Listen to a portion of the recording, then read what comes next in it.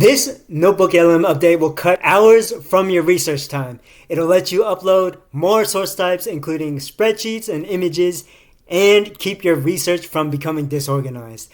Google released deep research and 5 new source types you can add to your notebooks. In your notebooks, you'll see an updated user interface with the sources panel on the left side. There's a call to action to try deep research, and here's the input field to do that.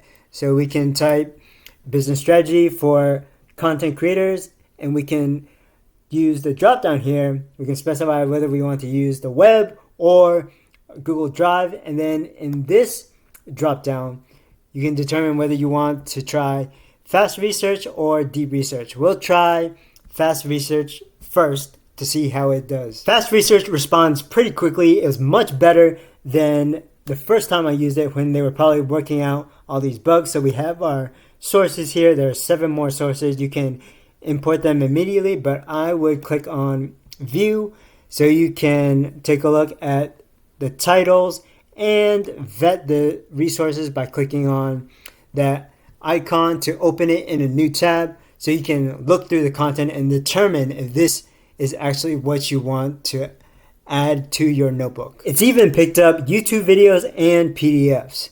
So you can uncheck any content sources that you don't want or just import all of them. But we're going to go back just by clicking on that collapse button. And if you want to run a new search, just click on delete. We'll confirm that. And this time, we're going to use the deep research for in-depth report and results. This saves a few clicks. You don't have to go back and forth between Gemini, ChatGPT, Perplexity, but you can just do it all right here. You don't even have to click on the add sources. Fast research finished the process within 10 seconds, maybe 20 seconds at the most, but you can see deep research takes a little bit more time. It gives you the progress update for the steps. You can still perform other functions within NotebookLM.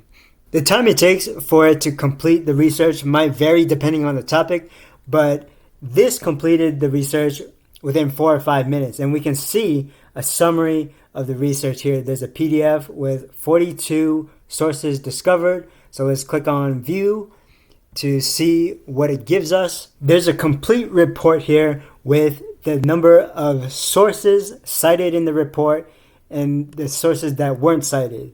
So you can explore each of these sources. You can hide the sources so we can see the actual PDF report. There's an executive summary, tables, different sections, a comprehensive report for you to review and import into your sources. If we click on import, then we can use all the other features with the report. But you don't have to import all of the sources. Notice at the bottom, it tells you that the report and all the sources are selected. If you only want to import the report, just deselect all the sources and it says only the reports selected, so we can just import the report and chat with the report or create other resources from the report like audio overviews, video overviews, mind maps, etc. We can ask this question down here: what specific features empower content creators to repurpose long-form content across diverse platforms?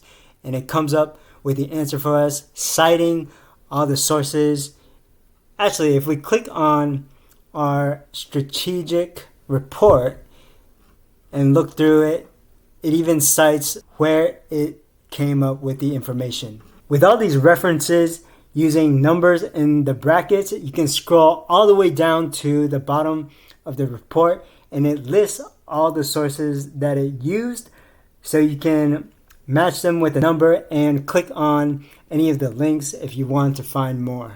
So you could have NotebookLM conduct research on various topics like how to start a business in your state or how to start a business offering a digital product for creating websites, and let it work for you. I'll say NotebookLM needs to give users the ability to stop the research. Right now, what you'll have to do is create another notebook and run another research task. When NotebookLM runs a research task, you can still simultaneously add other sources from Google Drive, websites, YouTube, copy text, or other files, just as you can use other features while it runs the research. And when it finishes, if you don't take either of these actions, delete or import any of the sources, it'll keep this there until you do. So if we navigate back to our NotebookLM homepage, we can see that the results, the research is still there. So we can take action on it at a later time if we don't want to act on it immediately.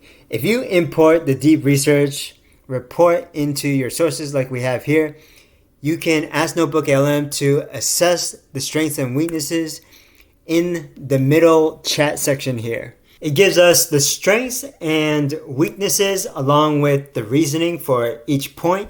You can save this to a note and turn it into a source, or you can highlight and copy the weaknesses, and then for another research task, prompt NotebookLM to address the gaps in the weaknesses and then paste what you copied.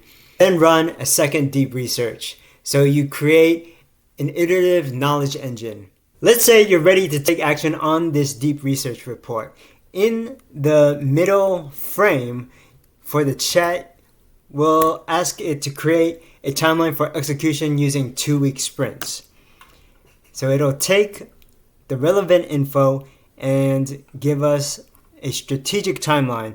So for the first sprint, for weeks 1 and 2, it gives us a guideline for what to focus on, and then the same with the second sprints in the 3rd and 4th weeks, and so on and so forth. You can also create other materials in the studio frame on the right here, so we can create an audio overview. To customize the audio overview, click on the writing utensil, and you can ask it to do a deep dive. You can ask it to perform a critique or have the two hosts debate with different perspectives. Add any instructions you want in the bottom field here, and then click on generate. Once NotebookLM finishes generating the audio overview, you'll see it appear with this icon in the studio panel, and you can just play the audio overview, or you can use the interactive mode with this hand waving motion. So to use this, just play the audio, and then you can click on this join button down here and ask questions about the deep research report and engage. So for our example, let's do just that. So if you just, look at the roster. Oh, hey, I think our listeners got something to say.